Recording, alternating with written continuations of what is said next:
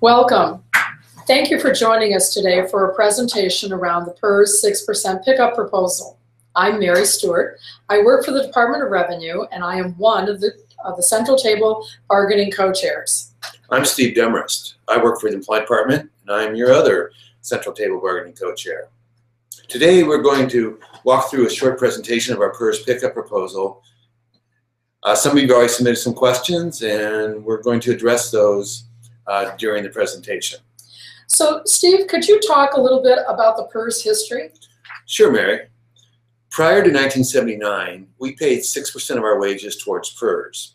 In 1979, during bargaining, we accepted a proposal from the state that the state would pay the 6% into our PERS accounts. That increased member take-home pay, even though wage rates remained the same that contract, because members no longer had to pay the 6% out of pocket. Currently, the state still picks up the state still picks up the 6% by paying it directly into our PERS accounts. There have been attempts, some successful and others not, to weaken PERS and lessen the benefits. For decades now, this has been going on, starting with an attempt to eliminate the 6% pickup through a ballot measure in 1995. That attempt led to both a state worker strike and an Oregon Supreme Court decision. More recently, we've seen the creation of lower, less generous tiers and the creation of the individual account plans, IAPs.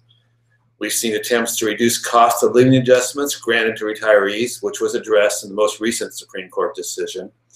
And in 2013, there were dozens of bills introduced to change PERS, ranging from the creation of a fourth tier, elimination of the 6% pickup, leaving workers to pay it on their own, out of their own take-home pay, and resulting in a decrease in their paychecks, to changing the current requirement that employers may negotiate picking up all of the 6% or none, and instead allowing the employers to negotiate to pick up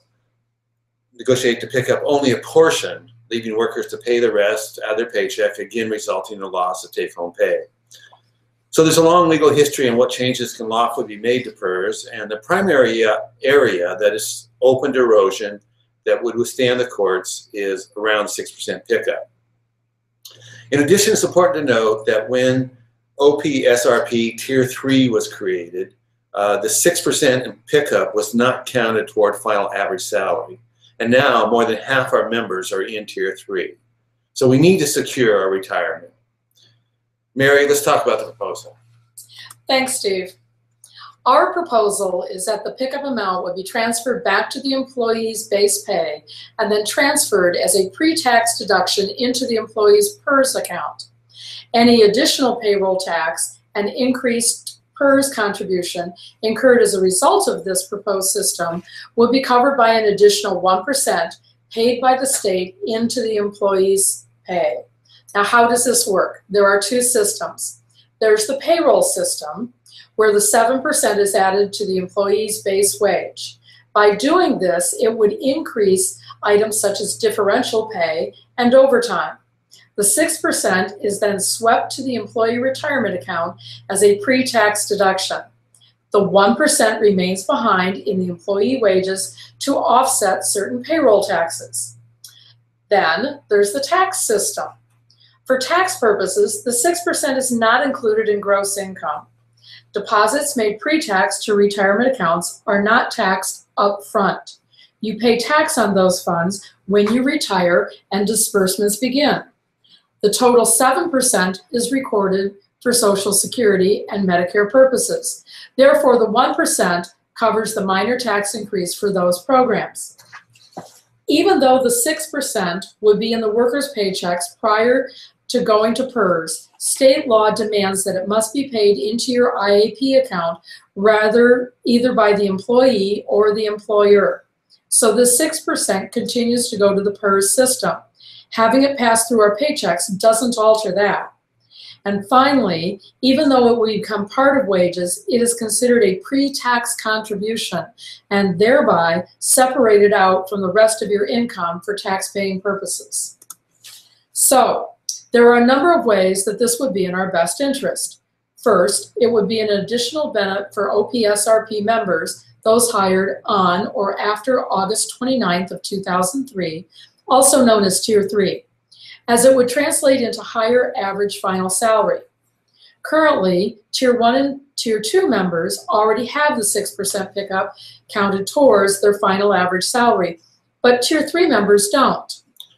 Secondly, we recognize that with the new governor and current legislature, we may have a unique opportunity to negotiate a 6% buyout that would not result in a loss of pay. Previous attempts to end the 6% pickup would have resulted in an equivalent pay cut for all PERS members.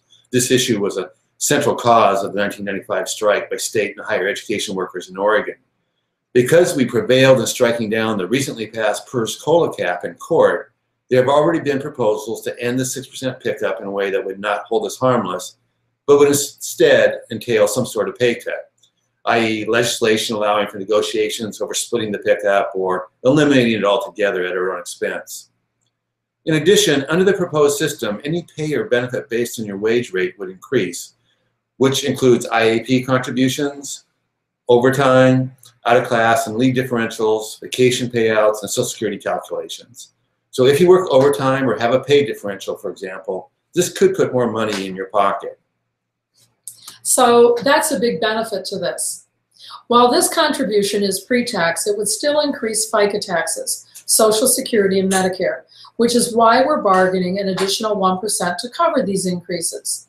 And while it isn't intended to be a wage increase, as said a moment ago, if you earn overtime or differentials, that will increase your take-home pay.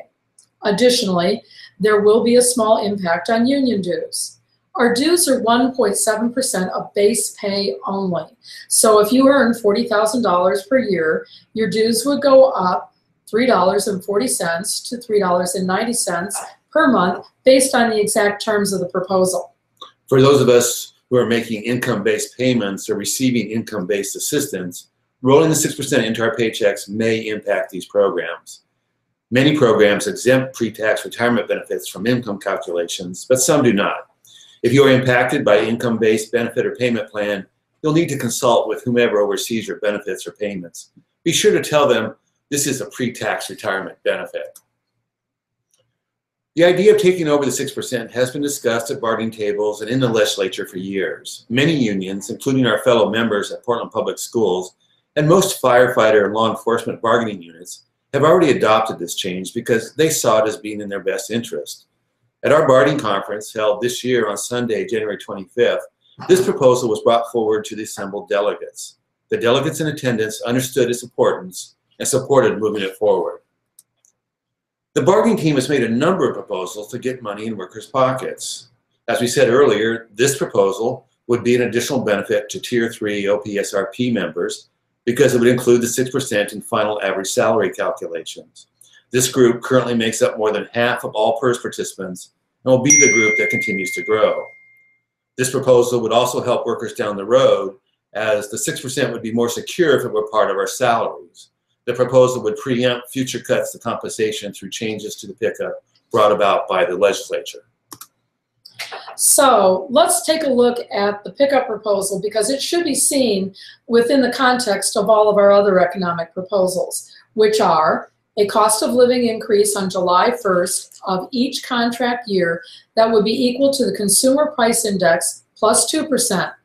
The minimum increase would be 2% and the maximum increase of 5%. Steps in each year of the contract, maintaining the current healthcare insurance language, adding 2 steps to the top of the pay scale, and creating a $15 minimum wage for all state workers.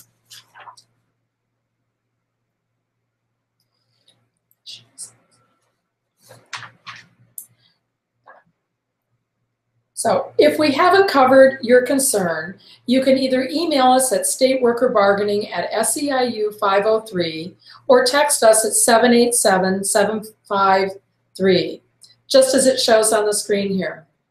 So in final words, we'd like to thank you for taking the time to join us in this presentation today around the PERS pickup proposal. We will share any future developments around this proposal and others. Bargaining continues with our next session on July 1st and 2nd. Please sign the petition for a fair contract and participate in a delegation in your work site to let the state know we are holding the line on the 95.5 premium share and we need fair raises for everyone. Thank you.